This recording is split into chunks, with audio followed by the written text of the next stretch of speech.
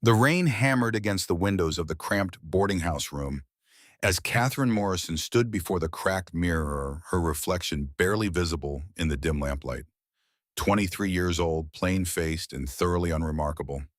That's what the world saw when they looked at her. That's what she'd been told her entire life in Boston's proper society. Kate pressed her palm against the cold glass, fighting back tears that threatened to spill. On the small table behind her lay two letters that would decide her fate. The first, written on expensive cream-colored paper, bore the seal of Charles Whitmore, president of First National Bank of Boston. The second, creased and worn from being read a dozen times, came from a man named James Donovan in a place called Miller's Creek, Wyoming. 3 months ago, her father had died of a heart attack in his study, leaving Kate alone in the world with nothing but debts she never knew existed. Benjamin Morrison had been a good man, a clerk at Whitmore's bank for 20 years, but he'd borrowed heavily to pay for Kate's mother's medical treatments before her death 5 years prior. The debt had compounded with interest growing like a cancer until it consumed everything. Kate picked up Whitmore's letter with trembling fingers. She knew its contents by heart. Now every poisonous word burned into her memory. The bank president's offer was simple and vile. Become his mistress in a separate residence, serve as hostess for his business associates, and her father's $3,000 debt would disappear. The alternative he'd written with false regret was debtor's prison, or worse. She'd seen Whitmore at bank functions over the years. A portly man in his 50s with calculating eyes and wandering hands. His wife Constance, a sour-faced woman known throughout Boston society for her charitable works, remained blissfully ignorant of her husband's indiscretions. The separate residence he mentioned was notorious among the young women who worked as shopgirls and seamstresses. Everyone knew what happened to women who accepted Whitmore's generous offers. Kate set down that letter and picked up the other. The paper was rougher, the handwriting bold and unrefined, but somehow more honest than anything she'd ever received from Boston's so-called gentlemen. The letter began with brutal directness. James Flint Donovan was 29 years old, a rancher in the Wyoming Territory with 500 acres of grazing land and a herd of 200 cattle. He'd served in the Union cavalry during the war and had come west to start fresh. He'd built his cabin with his own hands and had made a decent life, but it was a lonely one. He needed a wife who was strong, honest, and willing to work hard. The frontier was not easy, and he would not lie about the difficulties she would face. Winters were harsh, the nearest town was 5 miles away, and the work was constant. But if she agreed to come as his mail-order bride, he would send money for her train fare and provide a contract. They would marry upon her arrival, and if after 1 year she found the arrangement unsuitable, he would give her $500 and her freedom to go wherever she chose. He asked only that she be honest with him and willing to try. Kate had found his advertisement 3 weeks after her father's funeral. She'd been searching the classifieds, desperately looking for any position that might provide room and board. Most wanted young women with references and skills she didn't possess. But then she'd seen the section marked matrimonial, a column she'd never paid attention to before. Dozens of men scattered across the territories in western states and all seeking wives. Some advertisements were crude, others surprisingly poetic. But Flint Donovan's had caught her eye because of its brutal honesty. She'd written back the same day, her heart pounding, as she described herself with equal frankness. She was not beautiful. She was 23 years old with brown hair and brown eyes of average height, but heavier than fashion dictated. She had no particular talents beyond reading, writing, and basic household skills.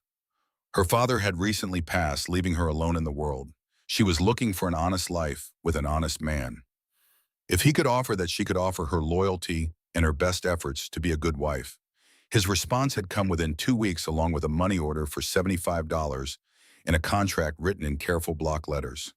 The terms were simple and fair. She would come to Wyoming. They would marry. If either party found the arrangement intolerable within the first year, they could part ways with no hard feelings and $500 to help her start over. It was the escape she desperately needed. Kate folded both letters and tucked them into her traveling bag. Tomorrow morning she would board the train heading west. Tonight she would burn every bridge behind her. She pulled out a sheet of paper and began to write. Her response to Whitmore was brief and direct. She must respectfully decline his offer. She had accepted a position in the Western Territories and would be leaving Boston tomorrow.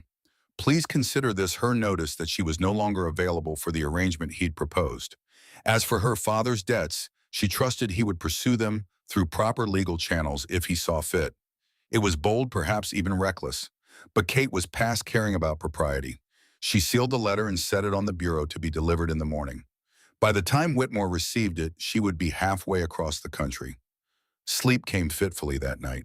Kate dreamed of endless prairies and mountains she'd only seen in books, of a tall stranger with rough hands and kind eyes, of a life so different from Boston that it might as well be on the moon. She woke before dawn, dressed in her most practical traveling suit, a dark blue wool that had seen better days but was sturdy and warm. Everything she owned fit into two bags, one with clothes and personal items, the other with her mother's Bible, her father's watch, and the few books she couldn't bear to leave behind. The boarding house was silent as she crept down the stairs. Mrs. Henderson, though, landlady, had already been paid through the end of the week with money Kate had borrowed from her father's former colleague. It was another debt she'd have to repay somehow, but that was a problem for the future. The streets of Boston were just beginning to wake as Kate made her way to the train station. Milk wagons rattled past. Shopkeepers opened their shutters, preparing for another day. She'd lived her entire life in this city, but as she walked through its familiar streets, she felt nothing but relief at leaving it behind. At the station, Kate purchased her ticket with Flint's money order. The clerk, a thin man with spectacles, looked at her destination with raised eyebrows. Wyoming territory. That's a far piece, miss. You got family out there. I'm getting married, Kate said, surprised by how steady her voice sounded. The clerk's expression softened. Well, congratulations then. You'll want to change trains in Chicago, then again in Cheyenne. The whole journey will take about 5 days if the connections are good. You'll want to stock up on food in Chicago. The dining cars can be expensive and the stations don't always have much available. Kate thanked him and made her way to the platform. The train was already there, its massive engine hissing steam into the cold morning air. She found her seat in the third-class car, a hard wooden bench she'd be sharing with whoever else boarded, and settled in for the long journey ahead. As the train pulled away from the station, Kate watched Boston disappear behind her. She felt no sadness, no nostalgia, only a strange lightness, as if she'd been carrying a great weight and had finally set it down. Whatever awaited her in Wyoming, it had to be better than what she was leaving behind. The first day of travel passed in a blur of scenery. Kate watched farms and small towns roll past her window, marveling at how quickly the landscape changed as they moved west. She shared her bench with an older woman named Mrs. Patterson, who was traveling to visit her son in Ohio. They talked for a while about inconsequential things, but eventually Kate pulled out one of her books and lost herself in reading. By the second day, they'd reached Chicago. Kate had 4 hours between trains, so she followed the clerk's advice and purchased bread, cheese, apples, and dried meat from a vendor near the station. She also bought a canteen and filled it with water, having learned quickly that the train's water supply was unpredictable. The train to Cheyenne was more crowded, filled with families heading west in search of land and opportunity. Kate found herself squeezed between a mother with 2 small children and a young couple who couldn't have been much older than herself. The husband, a gangly boy with an eager face, talked constantly about the farm he planned to start in Nebraska. His wife, a tiny blonde girl with frightened eyes, said nothing. She just clutched her husband's arm and stared out the window. On the third day, Kate struck up a conversation with an older Chinese woman who sat across from her. The woman introduced herself as Eleanor Chen, a midwife traveling to Miller's Creek to attend to her daughter who was expecting her first child. You go to Miller's Creek. Also, Eleanor asked, her English accented but clear. Kate nodded, grateful for the company. Yes, I'm meeting my husband there. Well, my husband-to-be. We'll be married when I arrive. Eleanor's weathered face creased into a knowing smile. Mail-order bride, you are a brave woman. Frontier life is hard, but good if you have strong man. Do you know Miller's Creek well? Kate asked, hungry for any information about her destination. I visit my daughter 3 times now. Small town, good people mostly. Some rough cowboys, but Reverend Turner keep things peaceful. Eleanor paused, studying Kate with sharp eyes. Who is your husband to be James Donovan? He owns a ranch in the area. Eleanor's expression changed, becoming more serious. Ah, Flint Donovan. Yes, I know this man. Kate's heart quickened. What can you tell me about him? Eleanor was quiet for a moment, choosing her words carefully. He is good man, but lonely man. Has pain in his past. 5 years ago, he was engaged to marry a schoolteacher from back east. She came to Miller's Creek, but before wedding could happen, she became sick. Fever took her in 3 days. He built a grave marker for her on his land, still tends it. The information hit Kate like a physical blow. Flint had never mentioned a previous engagement in his letters. She understood why. It wasn't the sort of thing one shared with a stranger, but the knowledge that she was essentially replacing a dead woman made her stomach twist with anxiety. "He still loves her?" Kate asked quietly.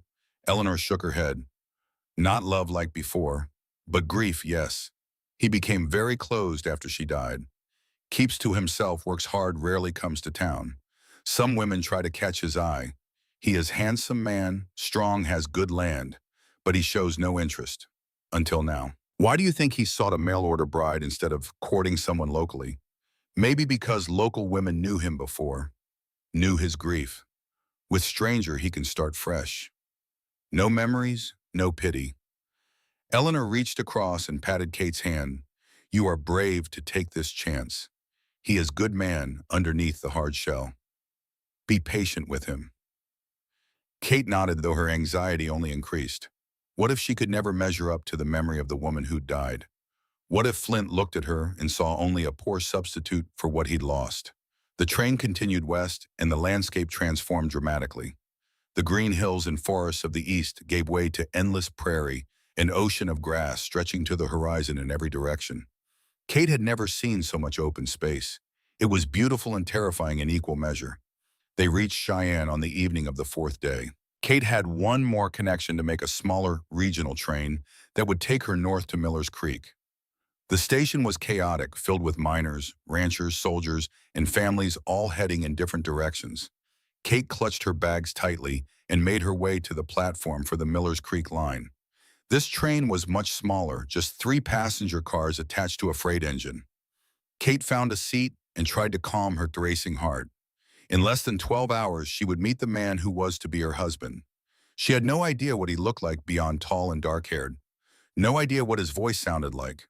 No idea if he would be pleased or disappointed when he saw her in person.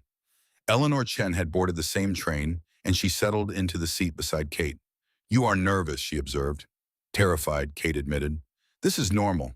Marriage is always frightening, even when you know the person. But you have courage to come this far. That courage will serve you well." Eleanor pulled a small cloth bag from her traveling case. "Here. My daughter sent me herbs to help with travel sickness. Take some. It will settle your stomach." Kate accepted gratefully, brewing the herbs in her canteen's water. They did help warming her belly and calming her nerves slightly. As night fell, the train rolled through the darkness. Kate dozed fitfully, jerking awake at every stop and start. Finally, as dawn broke over the mountains in the distance, the conductor walked through the car, calling out, Miller's Creek, next stop, 15 minutes." Kate's hands shook as she gathered her bags. Eleanor helped her straighten her traveling suit and pin her hat more securely. "You look fine," Eleanor assured her. "Remember, he chose you from your letter. He knows what to expect." But as the train pulled into the small station at Miller's Creek, Kate's confidence evaporated entirely. The platform was crowded with people meeting the train, and she had no idea which one might be Flint Donovan. She stepped down from the train car, her bags heavy in her hands, and looked around desperately. The town was smaller than she'd imagined, just one main street with a handful of buildings. Mountains rose in the distance, their peaks still white with snow despite the spring warmth. Well, what do we have here?" Kate turned to find 3 cowboys approaching, all young men with sunburned faces and cocky grins.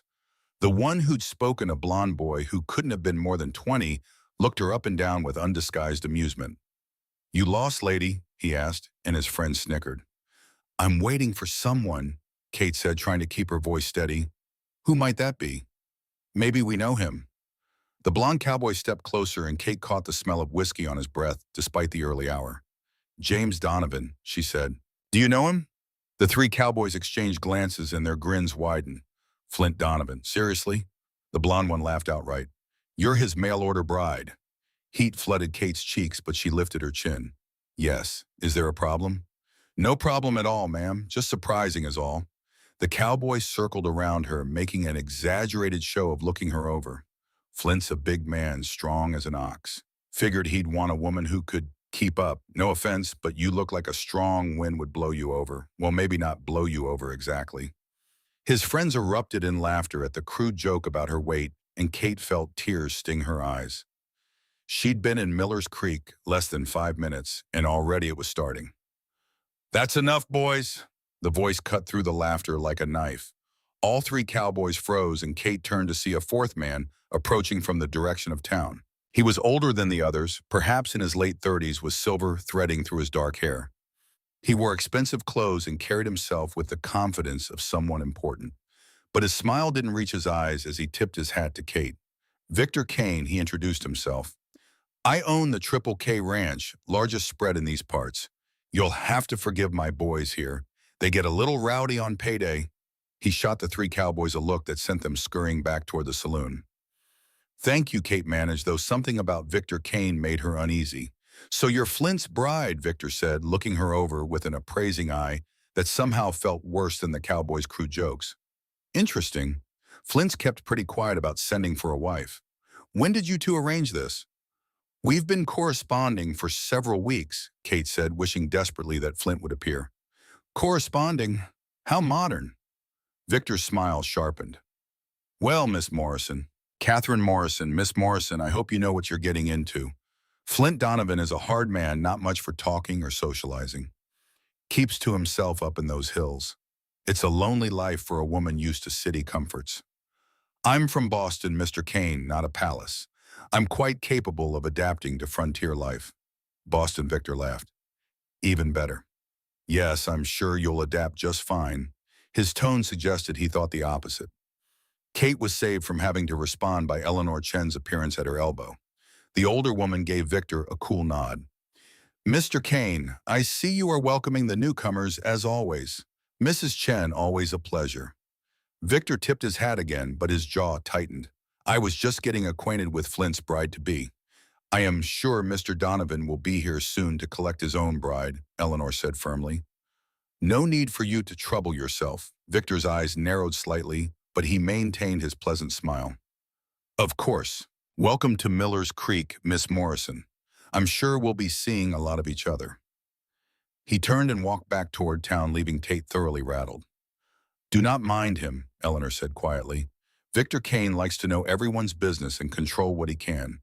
He is rich and powerful, but not as much as he thinks. He seems to dislike Mr. Donovan. They have history. Kane wanted to buy Donovan's land several times. Flint always refuses. Kane does not like being told no. Before Kate could ask more, a commotion near the edge of the platform caught her attention. The three cowboys who'd harassed her earlier were back, and they'd brought friends. Now there were 6 of them, all clearly drunk despite the early hour, and they were staring at Kate with renewed amusement. Hey, Flint's bride, the blonde one called out. We got a bet going. Danny here says Flint won't even show up, that he saw you and changed his mind. I said Flint's too polite for that. Who's right? His friends roared with laughter, and other people on the platform turned to stare. Kate felt her face burning with humiliation. This was worse than anything she'd endured in Boston. At least their people had the decency to mock her behind her back. Maybe she should try one of us instead. Another cowboy suggested, elbowing his friend. I may not have as much land as Flint, but at least I know how to show a lady a good time. You wouldn't know a lady if she hit you with her parasol, which this one looks about ready to do, the blonde one said, and they all dissolved into laughter again. Kate's vision blurred with tears. She wanted to run to get back on the train and flee back to Boston debts and Whitmore be damned. This had been a terrible mistake. She didn't belong here. She didn't belong anywhere. This woman is with me. The voice was deep, rough as gravel, and it cut through the noise like thunder. Every person on the platform turned to look. Kate's breath caught in her throat. The man standing at the edge of the platform was enormous. At least 6.5 feet tall, with shoulders so broad they seemed to block out the sun. Dark hair fell past his collar, and several days' worth of stubble shadowed a strong jaw. But it was his eyes that held Kate frozen. They were pale gray like winter sky, and they were fixed directly on her with an intensity that made her heart stutter. He wore simple clothes, a worn chambray shirt and denim pants, both dusty from travel. His boots were scuffed and practical. Everything about him spoke of hard work and harder living. But there was something else too, a barely leashed power in the way he moved, a warning in his eyes that said he was not a man to be crossed.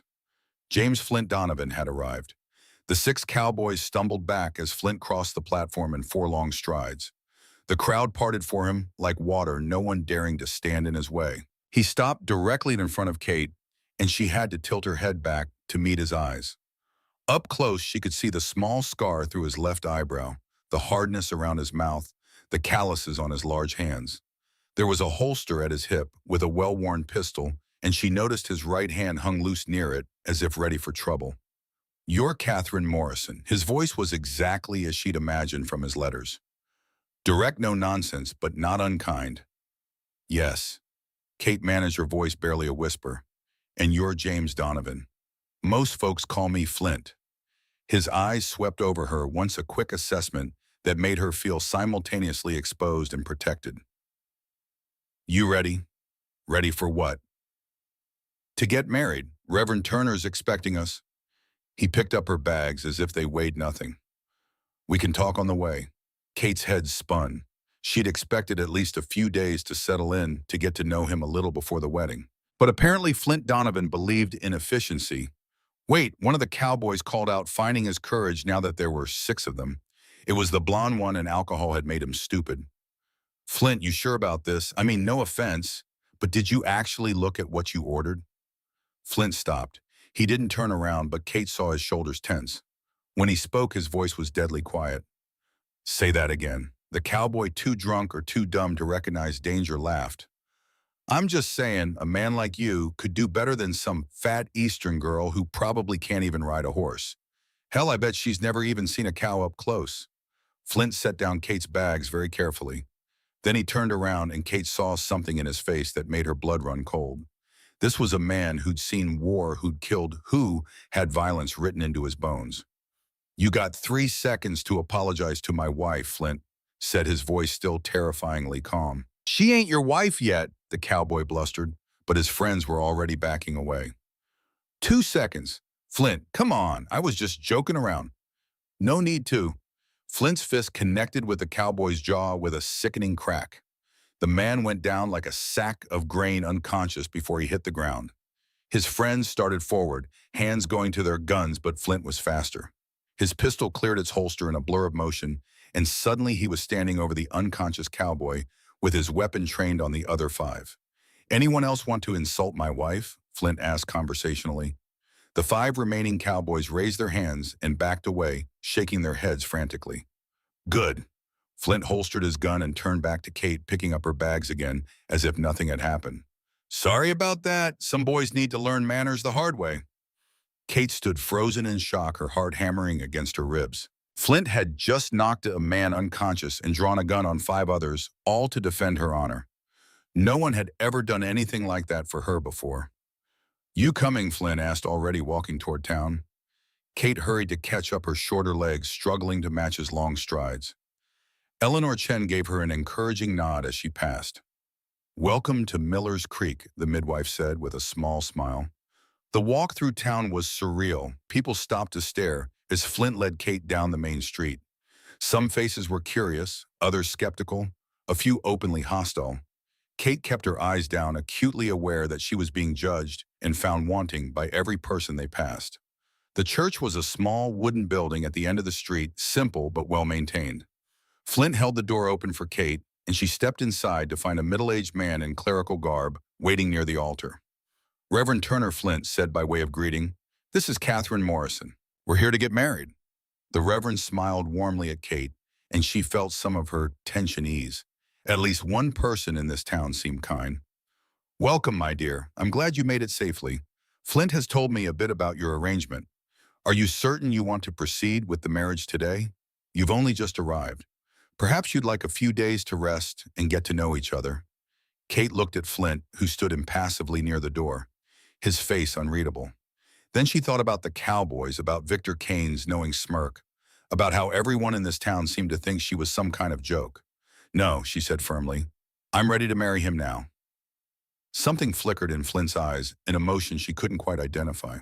Approval, maybe, or relief. "Very well," the Reverend said. "Let me get the witnesses." He disappeared through a side door and returned moments later with two women. One was Eleanor Chen. The other was a young woman about Kate's age with strawberry blonde hair and a round, friendly face.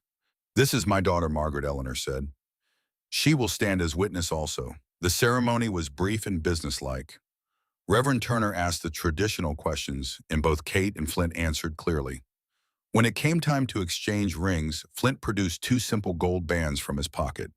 They were clearly old, worn smooth with time, and Kate wondered whose they'd been before. "With this ring I thee wed," Flint said, sliding the band onto Kate's finger. His hands were warm and calloused, surprisingly gentle for their size. Kate repeated the words, her voice shaking only slightly, as she placed the larger ring on Flint's finger. His hand dwarfed hers completely. "I now pronounce you husband and wife," Reverend Turner said. "You may kiss your bride, Flint." For the first time, Flint looked uncertain. He glanced down at Kate, and she could see him struggling with what to do. Finally, he leaned down and pressed a brief chaste kiss to her forehead. "Welcome to the family," he murmured so quietly only she could hear. Then it was done. Kate was married to a man she'd met less than an hour ago. She was Catherine Donovan, now wife of a frontier rancher living in a territory so wild it hadn't even achieved statehood yet. The enormity of what she'd done hit her all at once, and she swayed slightly. Flint's hand caught her elbow, steadying her. "You all right?" he asked, genuine concern in his voice. "Just tired," Kate managed. "It was a long journey. We'll head to the ranch, get you settled." He turned to the Reverend. "Thank you, Reverend Turner. Send me your bill. No charge for this one, Flint. Consider it my wedding gift." The Reverend smiled at Kate. "I hope you'll join us for services on Sunday, Mrs. Donovan. It would be nice to have another woman in the congregation." As they left the church, Kate noticed a young woman watching from across the street. She was beautiful with dark hair and fine features, wearing an expensive dress that spoke of money. When she saw Kate looking, her expression hardened into something ugly, and she turned away with a sharp snap of her skirts. "Who is that?" Kate asked. Flint glanced over and his jaw tightened. "Sarah Reeves. Her father owns the general store. Pay her no mind." But Kate saw the way Sarah looked at Flint, the possessive anger in her eyes, and understood immediately. Sarah Reeves had wanted Flint for herself, and Kate's arrival had ruined whatever plans she'd been making. Flint led Kate to a wagon hitched outside the general store. It was well made but plain, the bed loaded with supplies. He lifted her bags into the back with easy strength, then turned to help her up onto the seat. "I can manage," Kate said, not wanting to seem helpless. Flint raised an eyebrow but stepped back, letting her climb up on her own. She managed it, though not gracefully, and settled onto the hard wooden seat with as much dignity as she could muster. Flint swung up beside her, and the wagon dipped under his weight. He took the reins and clicked his tongue, and the horses started moving. They left Miller's Creek behind, heading north into the hills. For a long time, neither of them spoke. Kate watched the landscape roll past, marveling at how different it was from Boston. The air smelled of sage and pine, and the sky seemed impossibly vast without buildings to block her view. "It's about an hour's ride," Flint finally said, breaking the silence. "The ranch is up in the high country, good grazing land, plenty of water from the creek that runs through it." "How large is your ranch?" Kate asked, grateful for something to talk about. 500 acres. Not the biggest spread around, but it's all mine. Built the cabin myself 3 years ago. Started with 20 head of cattle, now I've got 200. It's a good life, but it's hard work. I'm not afraid of hard work." Flint glanced at her, and Kate thought she saw the ghost of a smile. "Good, because there's plenty of it." They lapsed into silence again, and Kate's mind began to race with questions she didn't know how to ask. What would the cabin be like? Where would she sleep? What did Flint expect from this marriage? The contract had said they had a year to decide if the arrangement would work, but that didn't clarify what happened in the meantime. As if reading her thoughts, Flint spoke again. "I want to be clear about something, Catherine. Most people call me Kate. Kate, then." He kept his eyes on the road. "This marriage is real in the legal sense. You're my wife, and I take that seriously. I'll provide for you, protect you, and treat you with respect. But I don't expect anything from you that you're not willing to give. The cabin has 2 bedrooms.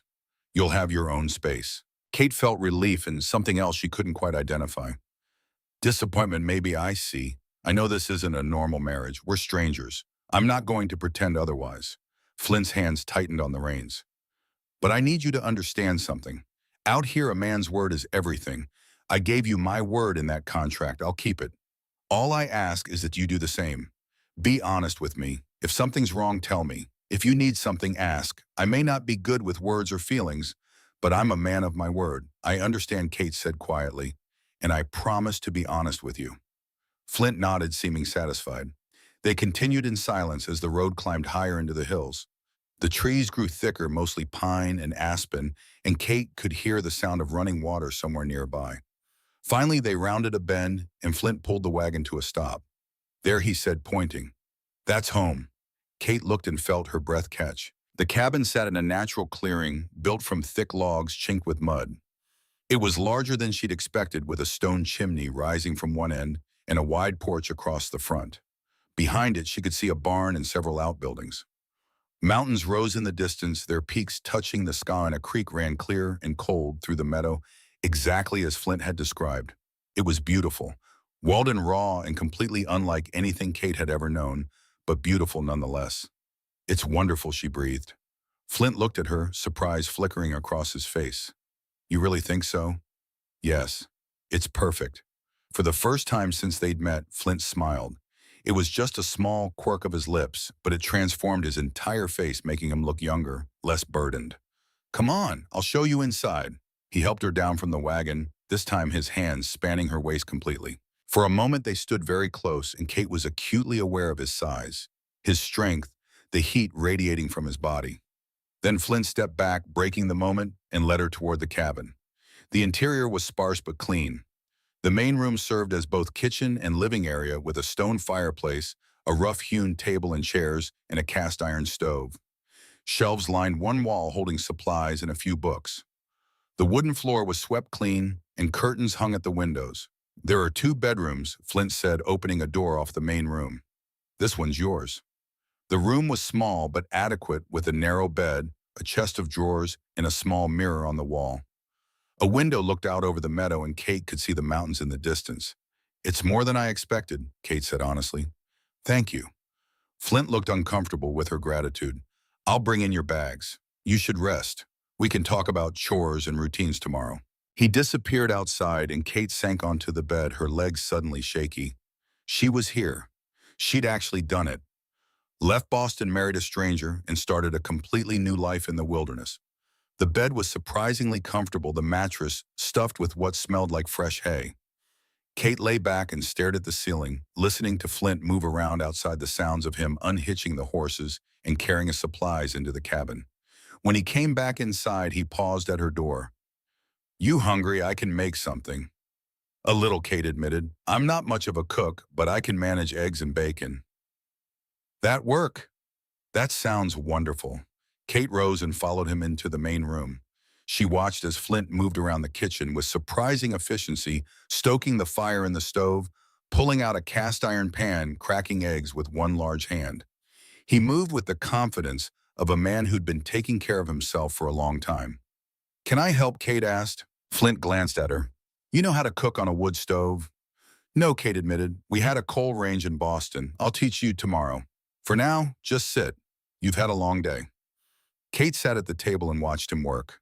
There was something strangely intimate about the domestic scene, about watching this powerful man cook her first meal in their home. When he set a plate in front of her, the eggs were a little overdone and the bacon slightly burnt, but Kate had never tasted anything better. They ate in companionable silence.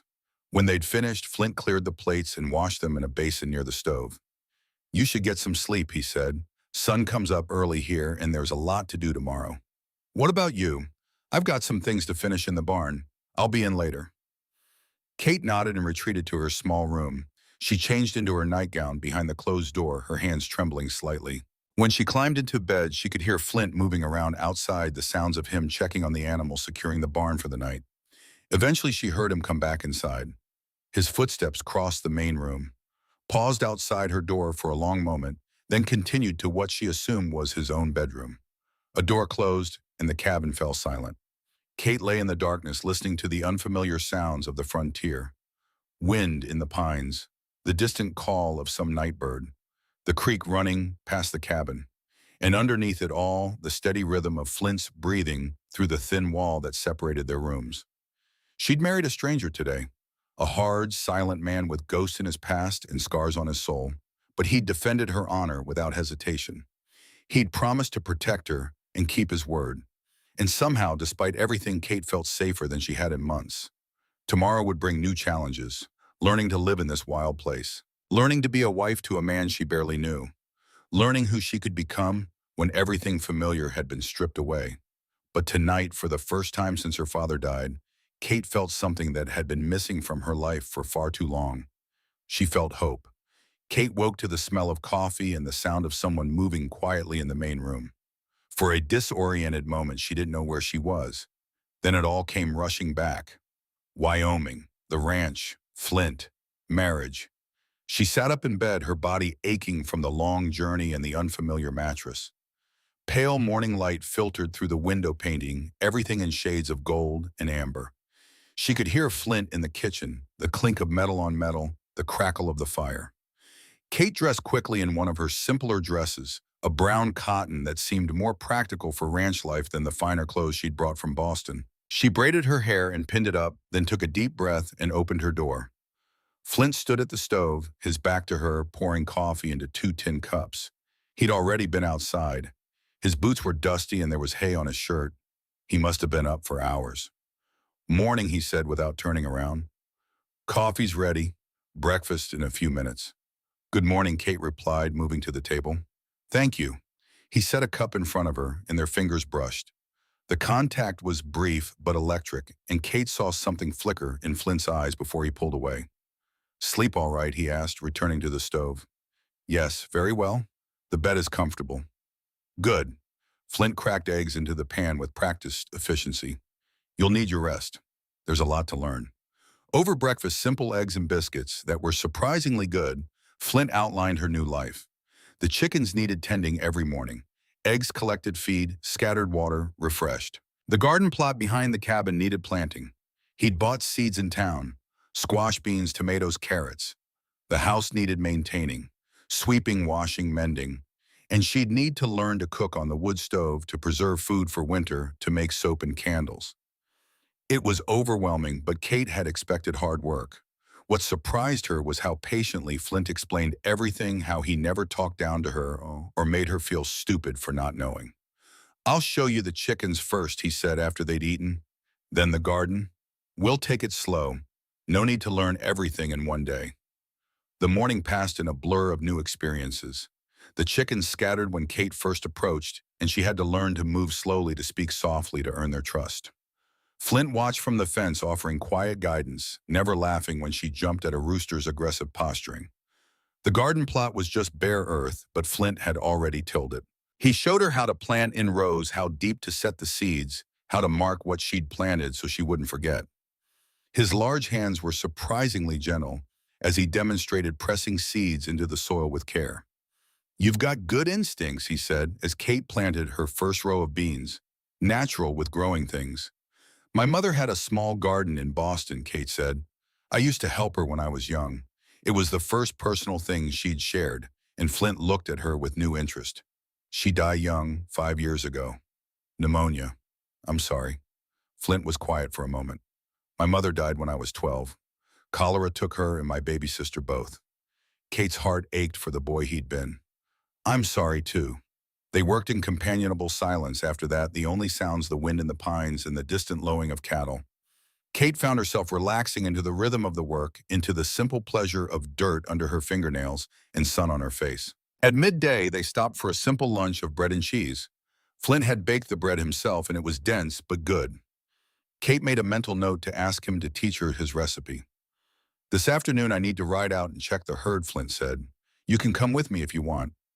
See more of the ranch, or you can stay here and rest." "I'd like to come," Kate said. "If that's all right." Flint's expression softened slightly. "I'd like that too."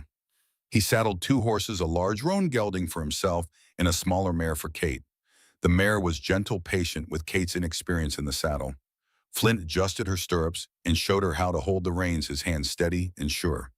"Her name's Daisy," he said. "She's a good horse. She'll take care of you." Kate understood he was being kind, not mentioning that this might have been his former fiancé's horse. She was grateful he didn't dwell on the past. As they rode out across the meadow following the creek upstream, Flint pointed out landmarks. The old oak where he sometimes saw deer, the rocky outcropping that marked his northern boundary, the place where the creek pooled deep enough for bathing in summer. The cattle were scattered across the high pasture, red and white shapes against the green grass. Flint rode among them with the confidence of a man who knew every animal, checking for injuries, counting heads, making sure none had wandered too far. Kate watched him work, fascinated by the transformation. In town, Flint had been tense, dangerous, ready for conflict. Here on his land, he was at peace. This was where he belonged. "You love it here," she observed when he returned to her side. Flint looked out over his land, his expression unguarded for once. "Yeah, I do. This place saved my life after the war, gave me something to build something that mattered." He glanced at her. "Does it seem too isolated? Too lonely?" "No," Kate said honestly. "It seems perfect." They rode back as the sun began its descent toward the mountains. Kate's legs ached from the unaccustomed riding, and she was grateful when they finally reached the barn. Flint helped her down, his hands firm on her waist, and again there was that moment of awareness of heat and possibility. "You did good today," he said, his voice rougher than usual. "Real good." That night, Kate cooked her first meal on the wood stove under Flint's patient instruction. The stew was simple, just beef and vegetables, but it was edible, and that felt like a victory. They ate together as the sun set, painting the sky in shades of orange and purple. After dinner, Flint pulled out a book, one of the few Kate had noticed on his shelf. "Can you read to me?" he asked almost shyly. "I can read some, but it's slow going. I like hearing stories." Of course, Kate said, touched by the request. "What would you like to hear?" "Anything. Your choice." Kate selected a volume of poetry she'd brought from Boston, and they settled by the fire. She read aloud while Flint whittled a piece of wood, his large hands creating delicate shapes from rough timber. The domesticity of it all felt surreal and wonderful. When Kate's voice grew tired, Flint set aside his whittling. "I should teach you to shoot tomorrow," he said. "Every woman out here needs to know how to defend herself. Are you expecting trouble?" Flint's jaw tightened. "Just being practical. There are wolves sometimes, bears, and not all the trouble out here comes from animals." Kate thought of Victor Kane of the Cowboys at the station, of the way Sarah Reeves had looked at her. She nodded. "I'd like to learn." "Good." Flint stood and stretched his shirt, pulling tight across his shoulders. "We'll start after morning chores." They said goodnight and retreated to their separate rooms. But Kate lay awake for a long time, listening to Flint move around on the other side of the wall, wondering what he was thinking, wondering if he felt the same growing attraction she did. The next few days fell into a rhythm. Kate woke early, tended the chickens, helped Flint with whatever needed doing. He taught her to shoot, starting with a small pistol that fit her hand better than his larger weapons. She was a terrible shot, at first flinching at the noise jerking the trigger. But Flint was patient, standing behind her to steady her arms, his breath warm on her neck, as he explained sight alignment and trigger control. Slowly, Kate improved. She still couldn't hit a target reliably, but she could at least fire the weapon without dropping it. "You're getting better," Flint said, after a particularly good session. "Keep practicing. It'll become second nature." Kate also learned to cook on the temperamental wood stove, to judge the heat by holding her hand in the oven, to adjust the damper to control the fire. She burned more than one meal, but Flint ate everything without complaint, always finding something to praise. In the evenings they talked. Not about anything deep at first, just small things. Kate told him about Boston, about her father's work at the bank, about the books she'd read, and the life she'd left behind. Flint shared stories about the war, carefully edited versions that left out the worst of it, and about coming west to find peace. One night, about a week after Kate's arrival, Flint asked about her mother. "Eleanor Chen mentioned you lost her young," he said. "What was she like?" Kate smiled, remembering. "She was kind, patient. She loved gardens and poetry. She used to read to me every night before bed, just like I read to you now." "You got your love of books from her then?" "Yes." Kate paused, then decided to be honest. "My father tried after she died. He really did. But he was lost without her. I think that's why he borrowed the money. He was trying to save her even when the doctor said there was nothing to be done." "The debt you mentioned in your letter," Flint said carefully. "How much was it?" Kate hesitated. She hadn't told him everything, hadn't mentioned Whitmore's proposition or the real reason she'd fled Boston. $3,000, she said quietly. Flint whistled low. That's a lot of money. Yes, Kate stared into the fire. The bank president offered to forgive it if I would become his mistress. I refused and came here instead. She felt Flint's anger before she saw it, a tension that radiated from his body like heat. His hands clenched into fists, and his voice when he spoke was deadly calm. What's his name? Charles Whitmore. But it doesn't matter now. I'm here. I'm safe. It matters, Flint said. A man like that shouldn't get away with preying on women in desperate situations. Kate reached out and touched his arm, feeling the corded muscle beneath. Please, I just want to forget about Boston. Start fresh here with you. Flint looked at her hand on his arm, then at her face. His expression softened. All right, we'll let it go. But if this Whitmore ever comes around, he'll answer to me. The weeks passed, spring turning to early summer. Kate's garden flourished under her care, green shoots pushing up through the dark soil. The chickens learned to come when she called. The cabin began to feel like home, and slowly, carefully, Kate and Flint grew closer. It started with small touches, his hand on her back as he guided her through a difficult task, her fingers brushing his as she handed him his coffee, the way they sat a little closer each evening by the fire. Then one night, about 3 weeks after Kate's arrival, Flint had a nightmare. Kate woke to the sound of him crying out, thrashing in his bed. She could hear him through the wall, could hear the pain and fear in his voice. Without thinking, she got up and went to his room. Flint was tangled in his blankets, his face contorted, sweat soaking his hair. He was fighting invisible enemies, reliving some battle from the war. Flint, Kate said, touching his shoulder. Wake up, you're dreaming. His eyes flew open and his hands shot out, grabbing her wrist hard enough to bruise. For a moment, he didn't recognize her. Then awareness returned, and he released her immediately. God, Kate, I'm sorry. Did I hurt you? No, she lied, though her wrists throbbed. You were having a nightmare. Flint sat up, running his hands through his hair. I get them sometimes. The war. It never really leaves you. Kate sat on the edge of his bed without asking permission. Do you want to talk about it? Not much to tell. Just memories of things I'd rather forget. Flint looked at her, his eyes haunted. Men I couldn't save. Things I had to do to survive. On impulse, Kate reached out and took his hand. You survived. That's what matters. You came home and built something good. Flint's fingers tightened around hers. I didn't think I deserved good things. Not after everything I'd done. That's why when Rebecca died 5 years ago, I thought it was punishment, Rebecca. Kate finally had a name for the ghost that lived between them. Tell me about her. Flint was quiet for so long, Kate thought he wouldn't answer. Finally, he spoke. She was a school teacher from Philadelphia. Came west to teach in Miller's Creek 5 years ago. We met at church, started courting. She was everything I thought I wanted. Refined, educated, proper. He paused. But I'm not sure we really knew each other. We were both in love with the idea of what we could be together, not the reality. What happened? She got sick about a week before the wedding. Fever. It took her fast.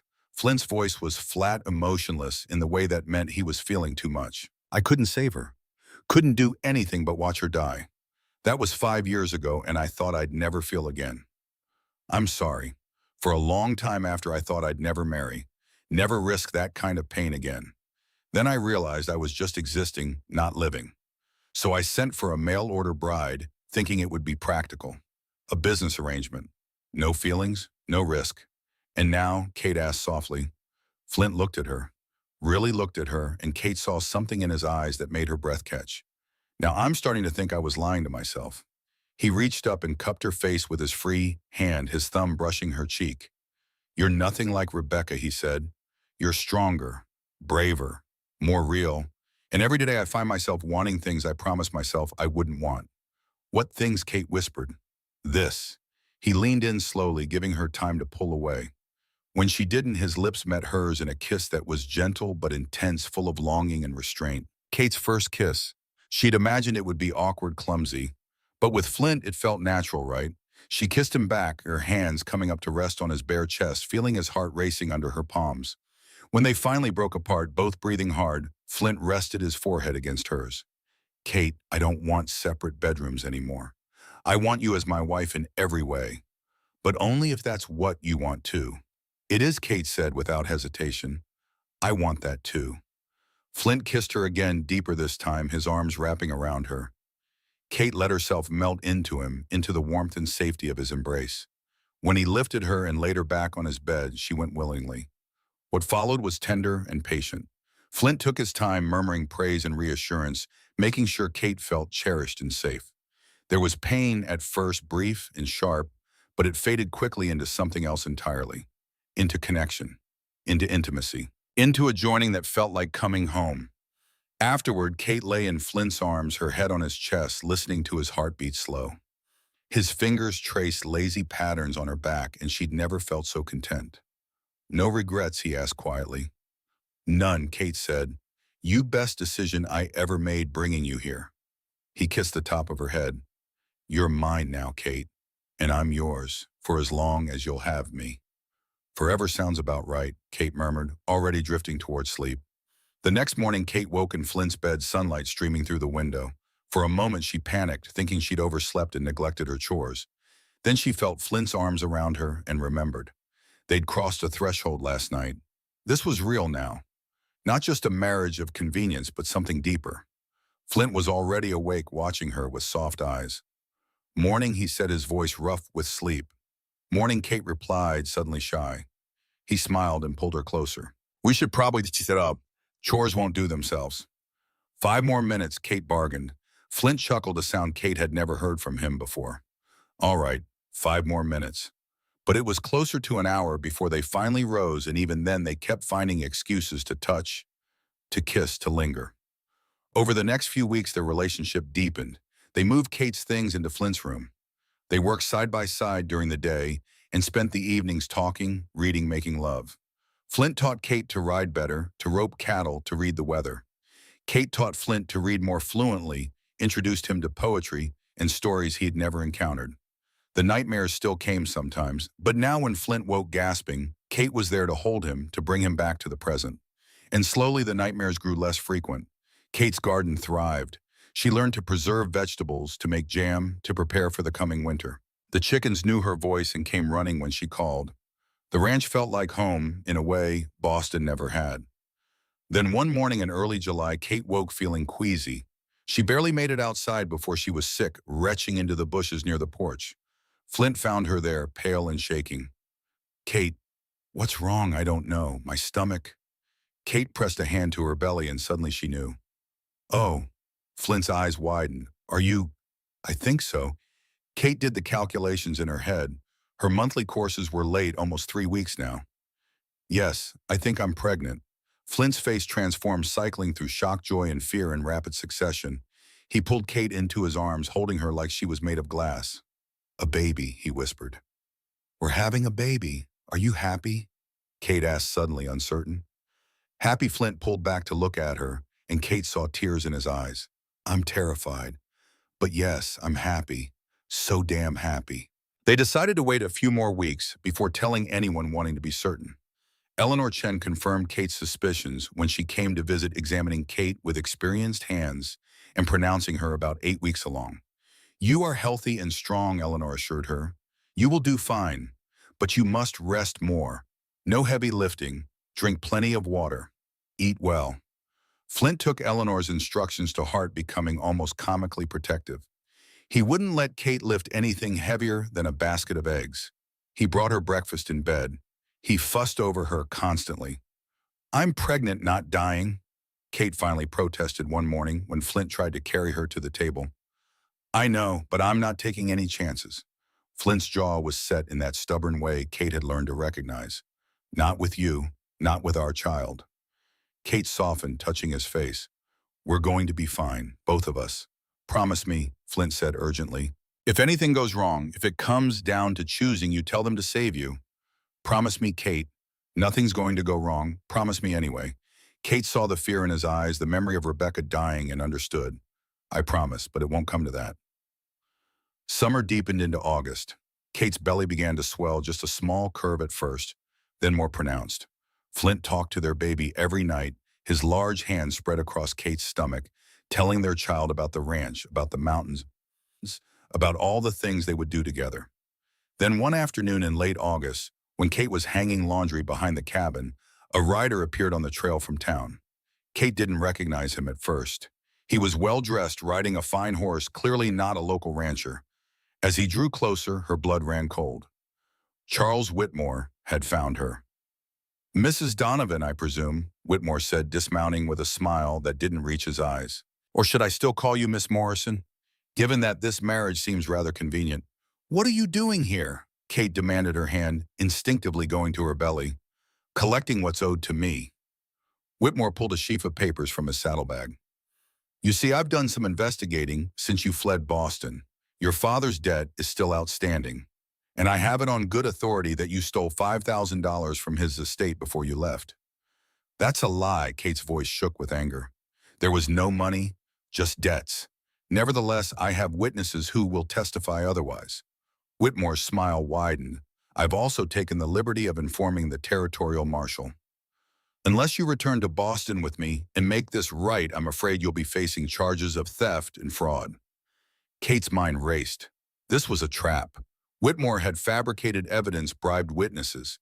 If she went back to Boston, she'd have no defense. No one would believe a woman over a respected banker. "I'm not going anywhere with you," Kate said firmly.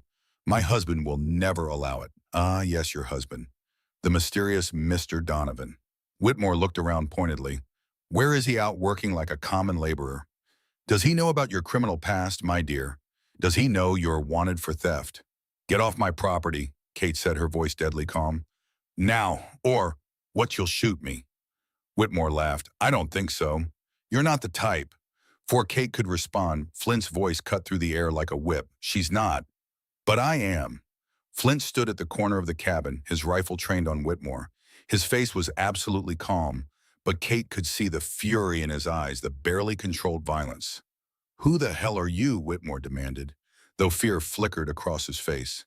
"I'm the husband, and you have exactly 10 seconds to get on your horse and ride out of here before I put a bullet through your skull. You can't threaten me. I'm an important man. A respected banker." 9 seconds, Flint said conversationally. "I have the law on my side. I have papers." 8 seconds. Whitmore scrambled for his horse. "You haven't heard the last of this. I'll be back with the marshal." "You'll both hang 7, 6, 5. Whitmore managed to mount and kicked his horse into a gallop, disappearing down the trail in a cloud of dust. Flint lowered his rifle and turned to Kate, who was shaking. "You all right?" Kate nodded, though tears were streaming down her face. "He's not going to stop. He'll come back with the law. He's fabricated evidence. I'll be arrested." Flint pulled her into his arms.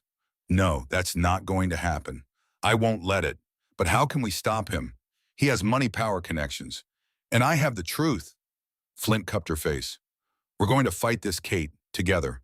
I'll ride to town tomorrow, talk to the marshal, get ahead of whatever lies Whitmore's spreading." "What if they don't believe you?" "Then we'll run." Flint's voice was fierce. "I'll take you somewhere they'll never find us. Canada, Mexico, I don't care. But I will not let them take you from me." That night, Kate couldn't sleep. She lay in Flint's arms, listening to his steady breathing, feeling their baby move inside her. She'd thought she'd escaped her past, but it had followed her across the country. In the morning, Flint rode to town as promised. He was gone for hours, and Kate paced the cabin, jumping at every sound. When he finally returned, his expression was grim. "The marshals heard Whitmore's story," Flint said without preamble. "He's investigating. But there's something else. Whitmore didn't come alone. He brought a federal agent with him." "This is bigger than I thought, Kate." Kate's legs gave out, and she sat heavily in a chair. "It's over then. They're going to arrest me." "No," Flint knelt in front of her. "I talked to a lawyer in Cheyenne, a friend from the war who owes me favors. He's looking into Whitmore's background, into the debt, into everything. If Whitmore fabricated evidence, we'll prove it.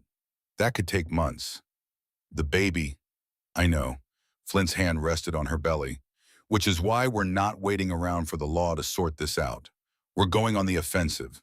"What do you mean?" "I mean we're going to expose Whitmore for what he is. A fraud and a predator. And I know just how to do it." Over the next week, Flint worked tirelessly. He wrote letters to newspapers in Boston, to business associates, to anyone who might have information about Whitmore's dealings. He hired investigators. He called in every favor he was owed. Kate wanted to help, but Flint insisted she rest. The pregnancy was taking its toll, and she tired easily. So she stayed at the ranch, tending her garden, caring for the animals, and worrying. Then one afternoon, Eleanor Chen arrived with news. Sarah Reeves wants to talk to you, Eleanor said. She has information about Whitmore. Sarah Kate was shocked. Why would she help me? Eleanor's expression was kind. People change. Maybe she has seen something in you that made her reconsider her jealousy. Sarah arrived the next day looking nervous and ashamed. Mrs. Donovan, she began, then stopped. I owe you an apology for how I treated you when you first arrived. I was cruel and petty. Why are you here? Sarah Kate asked, not unkindly. Because I overheard something. Sarah twisted her hands together. Whitmore has been staying at my father's store. He's been drinking heavily and talking too much. He bragged to my father about how he's going to ruin you, how he forged documents to make it look like you stole money. Kate's heart leaped. He admitted that. You heard him, Mel, and I'm willing to testify to what I heard.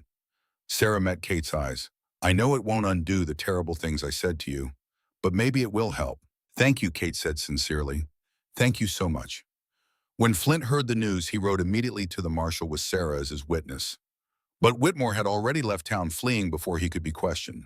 The marshal investigated Whitmore's claims and found them to be entirely fabricated.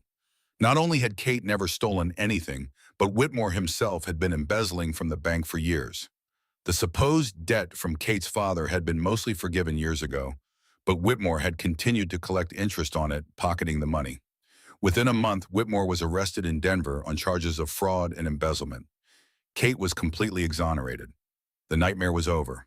The relief Kate felt was indescribable. For the first time since leaving Boston, she could truly breathe freely. We did it, she said to Flint that night as they lay in bed. We actually did it. You did it, Flint corrected. You were brave enough to run, brave enough to fight. I just helped. We did it together, Kate insisted. Just like we'll do everything from now on. Together. As autumn painted the mountains in shades of gold and red, Kate's belly grew round and full. She was nearly 7 months pregnant, now glowing with health and happiness. The ranch prospered. Flint's herd had grown. Kate's preserves lined the shelves.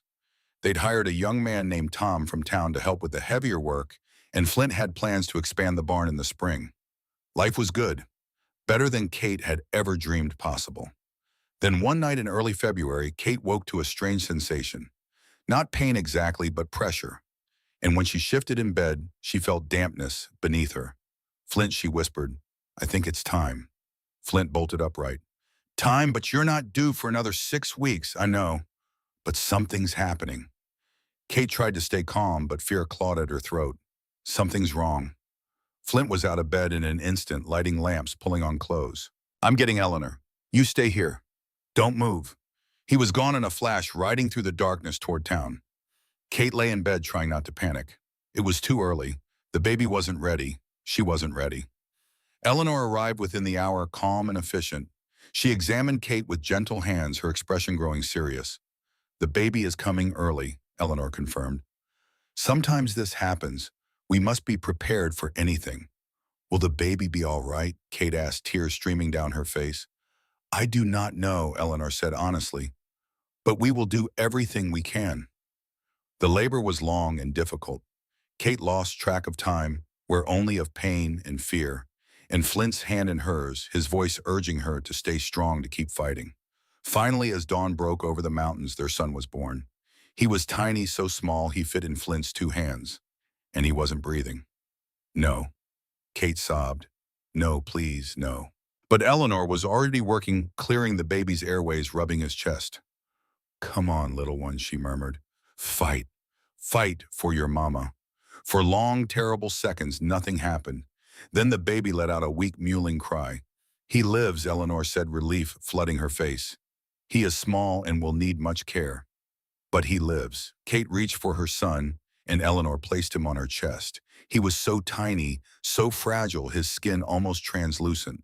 But he was breathing. He was alive. Flint bent over them both, tears streaming down his face. Our son, he whispered. Our boy. They named him Matthew James after Flint's brother and Kate's father.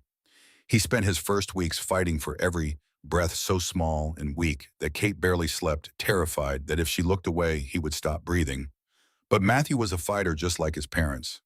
Slowly, week by week, he grew stronger. His cries grew louder. His grip on Kate's finger became more firm. And as the first snow fell on the ranch, coating everything in pristine white, Kate sat by the fire with her son in her arms and her husband beside her, and knew that she had finally found what she'd been searching for all her life. She'd found home. Winter settled over the Wyoming mountains like a blanket of white silence.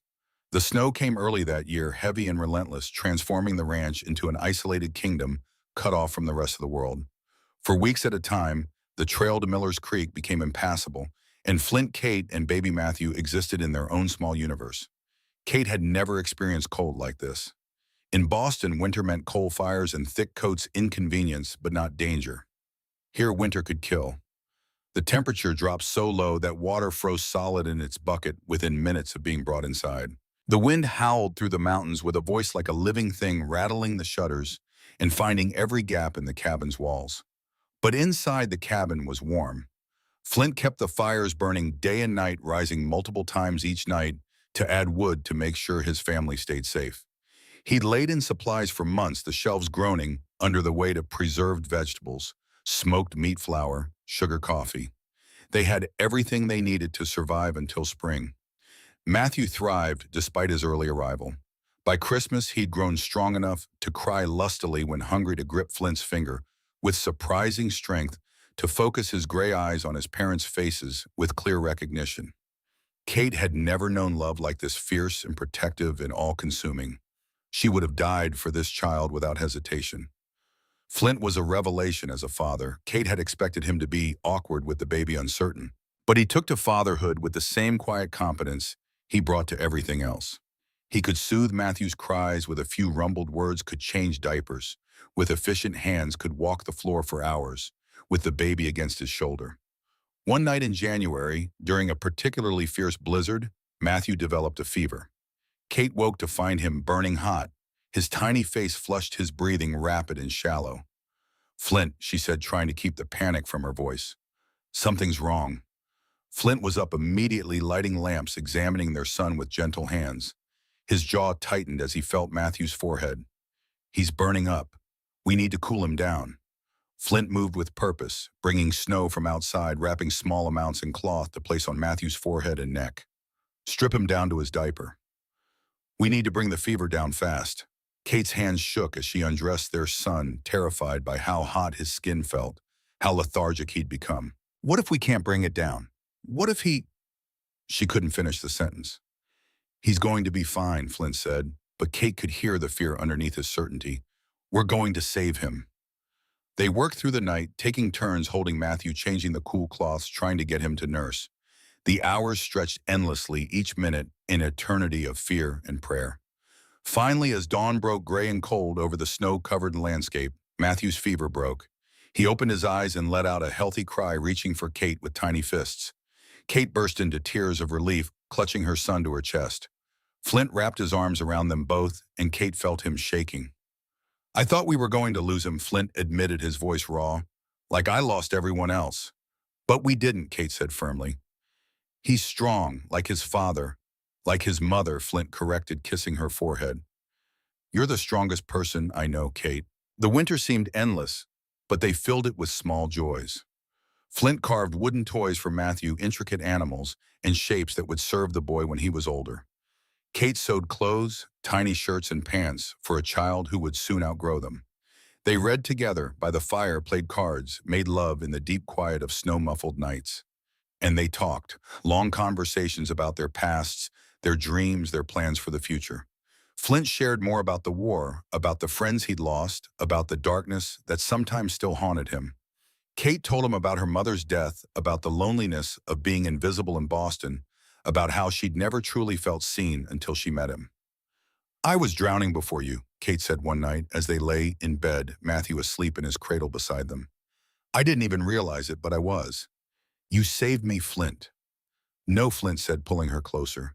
"You saved yourself. You were brave enough to take a chance, to get on that train, to come to a place you'd never seen, to marry a man you'd never met. All I did was recognize what everyone else was too blind to see." "What's that? That you're extraordinary." Spring came late that year, but when it finally arrived, it came with an explosion of life. The snow melted in rushing streams, the meadows turned green overnight, and wildflowers carpeted the valleys in riots of color. Matthew, now 6 months old, was a healthy, happy baby with his father's gray eyes and his mother's smile. Eleanor Chen visited as soon as the trails were passable, bringing gifts for Matthew and news from town. She examined the baby with expert hands and pronounced him thriving. "You have done well," she told Kate, "both of you. He is strong and healthy." Eleanor also brought news that made Kate's blood run cold. Charles Whitmore had died in prison. Consumption had taken him quickly, a mercy he perhaps didn't deserve. "Does he know where we are?" Kate asked instinctively, pulling Matthew closer. "He is dead now," Eleanor said gently. "He cannot hurt you anymore." Kate felt nothing when she heard. No satisfaction, no grief, just a quiet sense of closure. That chapter of her life was finished. After Eleanor left, Kate couldn't shake a strange feeling. Not fear exactly, but unease. She'd thought the Whitmore nightmare was over, but she couldn't help wondering if there would be other challenges ahead. Flint noticed her distraction. "What's wrong?" "Nothing," Kate said. "Just thinking about the future, about what comes next." Flint pulled her close. "Whatever comes, we'll face it together." The months passed and life on the ranch settled into a beautiful rhythm. Kate's garden flourished. Matthew grew rapidly, laughing and babbling, already showing signs of his father's stubborn determination.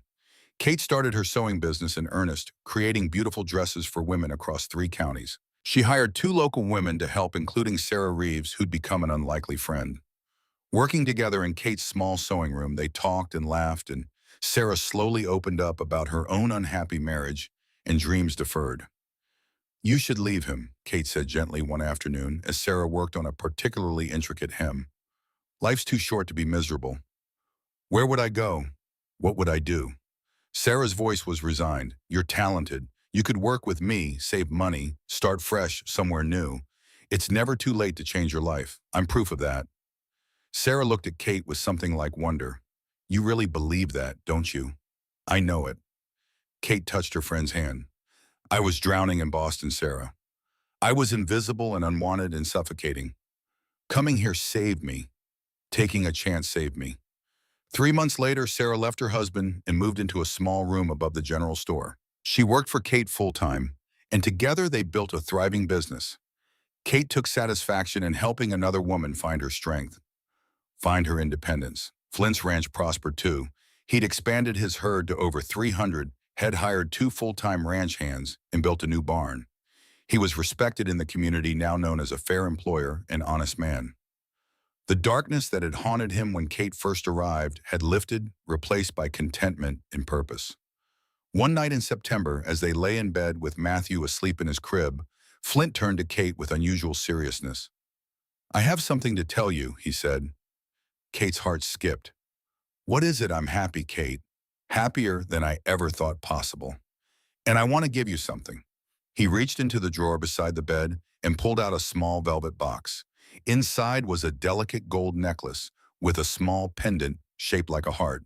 "It was my mother's," Flint said softly. "The only thing I have left of her. I want you to have it." Kate's eyes filled with tears. "Flint, I can't. It's too precious." "You're my family now," Flint said. "You and Matthew. This belongs with you."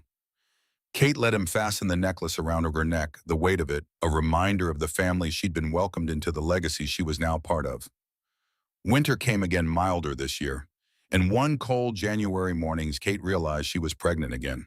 Flint was overjoyed, though characteristically terrified. He fussed over Kate even more than before, barely letting her lift a finger.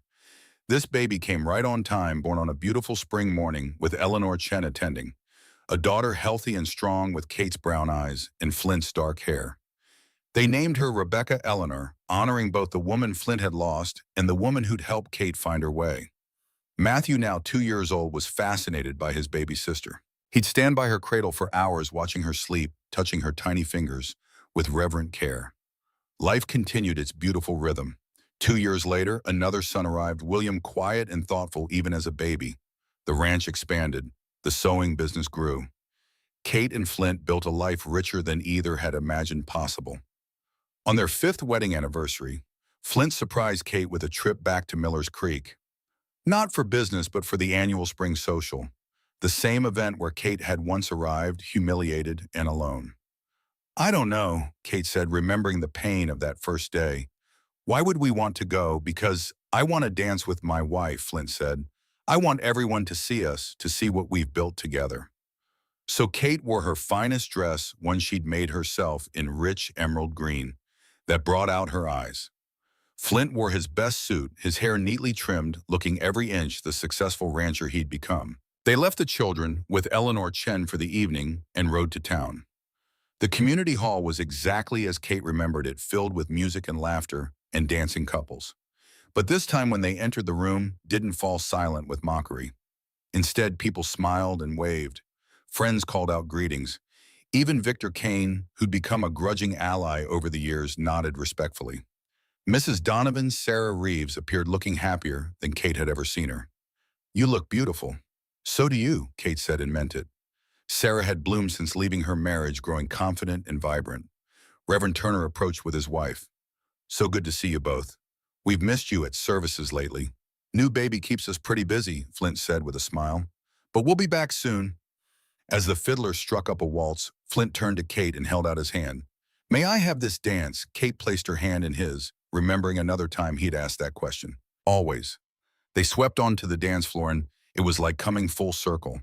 Except this time Kate wasn't pretending or dreaming. This was her life. This beautiful, impossible, perfect life. You happy, Flint murmured against her ear as they turned. Kate looked up at her husband, at the man who'd saved her, chosen her, loved her beyond all reason. Happier than I ever imagined possible. Good, Flint pulled her closer, because I plan to spend the rest of my life making sure you stay that way. The music swelled around them, and Kate closed her eyes, letting herself feel it all. The warmth of Flint's arms, the knowledge that 3 beautiful children waited at home, the security of a life built on honesty and hard work and love. She'd come to Wyoming as a desperate mail-order bride, fleeing debt and scandal, invisible and unwanted. She'd found a cowboy who saw her when no one else would, who defended her, protected her, loved her fiercely and completely. Together, they'd built something extraordinary. Not just a ranch or a business or a family, but a partnership. A love story that had survived every obstacle thrown at it. As the dance ended and Flint kissed her there in the middle of the floor, Kate thought about the girl she'd been. The one who'd stood on that train platform, terrified and alone, certain she'd made a terrible mistake. She wanted to tell that girl that everything would be all right, more than all right, that the scary leap into the unknown would lead to everything she'd ever wanted. That sometimes the greatest love stories start with the simplest act of courage. Getting on a train, taking a chance, saying yes to possibility, and 4 simple words that changed everything. This woman is with me. The years rolled on like the seasons, each bringing its own challenges and joys. Matthew grew into a sturdy boy who followed his father everywhere, learning ranching from the time he could walk. Rebecca was fearless and wild, climbing trees and riding horses with reckless abandon. William was the scholar, always with his nose in a book, asking questions about everything. And 3 years after William came one more surprise. Another daughter born during a thunderstorm in late summer. They named her Catherine after Kate herself, though they called her Katie to avoid confusion. 4 children, a thriving ranch, a successful business, friends and community and respect hard-earned and well-deserved. Kate was 40 now, no longer the frightened girl who'd arrived on that train platform. She'd grown into herself, into her strength, into her power. The townspeople who'd once mocked her now sought her advice. The women who'd scorned her now called her friend. And every night she still went to bed in Flint's arms, still felt that flutter of excitement. When he looked at her, still knew with absolute certainty that she was loved, valued, seen. One evening as they sat on the porch watching the sun set over the mountains, their 4 children playing in the meadow, Kate leaned against Flint's shoulder. Do you ever regret it, she asked. Sending that advertisement, taking a chance on a stranger, Flint was quiet for a moment. Then he laughed, a sound of pure joy. Best decision I ever made. Only thing I regret is not doing it sooner. I was thinking about going back to Boston, Kate said. Just for a visit, to see my father's grave, to show the children where I came from. Flint looked at her. You sure about that? I think so. I'm not running anymore, Flint. I'm not hiding. I want them to know my whole story. Where I came from, what I survived, how I found my way here. Then we'll go, all of us, Show those Boston folks what became of the girl they overlooked. They made the trip that fall, the whole family traveling east by train. Kate stood before her father's grave with her husband beside her, and her children gathered around, and she told her father about the life she'd built. "I hope you're proud, Papa," she whispered. "I hope you know I made it. I'm happy." From Boston, they traveled to Philadelphia, where Thomas Hartley insisted on hosting them. The children were wide-eyed at the city, at the buildings and crowds and noise. But Kate could see they were relieved when it was time to return to Wyoming, to the open spaces and clean air and freedom of the frontier. "Home," Matthew said, as they finally rode up to the ranch. "We're home," she. "Yes," Kate said, looking at the cabin that had grown and changed over the years, but remained fundamentally the same. "We're home." More years passed, the children grew. Matthew took over more of the ranch work, showing a natural talent for the business. Rebecca surprised everyone by developing a passion for medicine, studying with Eleanor Chen and talking about becoming a doctor. William went east to university, sending long letters about philosophy and literature. Katie, the youngest, showed every sign of following in her mother's footsteps with a gift for sewing and design. Kate and Flint grew old together, their hair graying, their bodies slowing, but their love only deepening with time. They'd weathered every storm together. Droughts and hard winters, illness and injury. The death of Eleanor Chen, mourned by everyone who'd known her, the marriage of their children one by one. And through it all, they remained partners, best friends, lovers, two people who'd taken a desperate chance on each other and built something that would last generations. On their 25th wedding anniversary, the whole town of Millers Creek threw them a celebration. The community hall was packed with friends and neighbors, ranchers and townspeople, their children and grandchildren. Victor Kane, now in his 60s and mellowed with age, stood up to give a toast.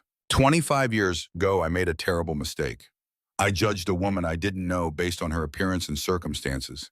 I mocked her and encouraged others to do the same." He looked at Kate with genuine remorse. "I was a fool. Catherine Donovan is one of the finest people I've ever known.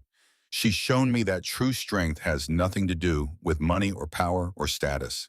It's about character, courage, and the ability to love fiercely, even when the world tells you you're not worthy of being loved." The room erupted in applause. Sarah Reeves stood next, her own success story written in the confident way she carried herself. "Kate saved my life," Sarah said simply. "She showed me it was never too late to change, never too late to become who I was meant to be. She gave me hope when I had none." One by one, people stood to share stories. How Kate had helped them in times of trouble, how her kindness had changed their lives, how her courage had inspired them. Finally, Flint stood. He wasn't a man comfortable with public speaking, and Kate could see his discomfort.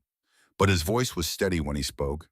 "25 years ago, I was half a man, alive but not living, going through the motions but not feeling anything.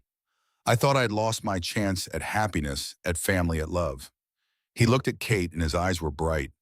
Then a woman got off a train, a stranger who had taken the biggest gamble of her life on a man she'd never met, and everything changed. He crossed the room to where Kate sat and took her hand. "She wasn't what I expected. She was better, stronger, braver, more real than anyone I'd ever known. And every day for the past 25 years, I've thanked God that she chose me, that she stayed, that she built this life with me." Flint pulled Kate to her feet and into his arms. "I love you, Catherine Donovan. I've loved you from the moment I saw you standing on that platform, scared but defiant, ready to face whatever came. And I'll love you until my last breath and beyond." Kate couldn't speak past the lump in her throat, so she just kissed him there in front of everyone, pouring 25 years of love and gratitude and joy into that kiss. The room erupted in cheers and applause. The fiddler struck up a waltz, and Flint swept Kate onto the dance floor just like he had that very first time when he'd claimed her in front of a hostile town and changed both their lives forever. As they danced, Kate looked around the room, at her children grown and strong and good, at her friends hard-won and true, at the community that had once rejected her and now embraced her completely.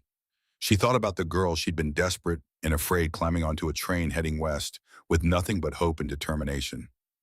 That girl would be amazed by who she'd become. "You're smiling," Flint observed. "I'm happy," Kate said. "So incredibly happy." "Me too." Flint pulled her closer. Every single day, I'm grateful you answered that advertisement. Grateful you were brave enough to take a chance. Best decision I ever made, Kate said. Getting on that train, coming to you, saying yes to this life. The music swelled around them and they danced on into the night, two people who'd found each other against all odds and built a love that would echo through generations. Their story became legend in Miller's Creek. The tale of the mail-order bride and the cowboy, the woman who'd been invisible and the man who'd seen her, the love that had conquered scandal and hardship and doubt. And on summer evenings when their grandchildren begged for stories, Kate and Flint would sit on their porch and remember. They'd remember the fear and the hope, the struggle and the triumph, the way love could transform everything when given the chance to grow. And they'd remember four simple words spoken in a moment of courage that had changed two lives forever. This woman is with me and is with. Those words had been a claim, a promise, a declaration. And Flint Donovan had spent the rest of his life keeping that promise, standing by Kate through everything, proving with every action that she was valued, protected. As the sun set over the mountains they'd called home for more than a quarter century, Kate leaned against her husband's shoulder and smiled. They'd built something extraordinary from nothing, a ranch, a family, a legacy of love and courage that would continue long after they were gone. Not bad for a mail-order bride and a lonely cowboy, she thought. Not bad at all.